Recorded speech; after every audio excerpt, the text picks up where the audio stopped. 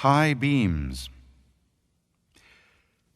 The girl driving the old blue sedan was a senior at the high school. She lived on a farm about 8 miles away and used the car to drive back and forth. She had driven into town that night to see a basketball game. Now she was on her way home. As she pulled away from the school, she noticed a red pickup truck follow her out of the parking lot. A few minutes later, the truck was still behind her. I guess we're going in the same direction, she thought. She began to watch the truck in her mirror. When she changed her speed, the driver in the truck changed his speed. When she passed the car, so did he. Then he turned on his high beams, flooding her car with light. He left them on for almost a minute. He probably wants to pass me, she thought, but she was becoming uneasy. Usually she drove home over a back road. Not too many people went that way. But when she turned onto that road, so did the truck.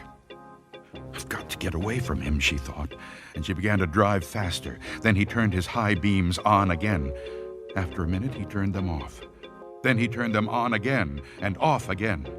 She drove even faster, but the truck driver stayed right behind her. Then he turned his high beams on again. Once more, her car was ablaze with light. What is he doing? She wondered. What does he want? Then he turned them off again. But a minute later, he had them on again, and he left them on. At last, she pulled into her driveway, and the truck pulled in right behind her. She jumped from the car and ran to the house. "Call the police!" she screamed at her father. Out in the driveway, she could see the driver of the truck. He had a gun in his hand. When the police arrived, they started to arrest him, but he pointed to the girl's car. "You don't want me," he said. "You want him." Crouched behind the driver's seat, there was a man with a knife. As the driver of the truck explained it, the man slipped into the girl's car just before she left the school. He saw it happen, but there was no way he could stop it. He thought about getting the police, but he was afraid to leave her. So he followed her car.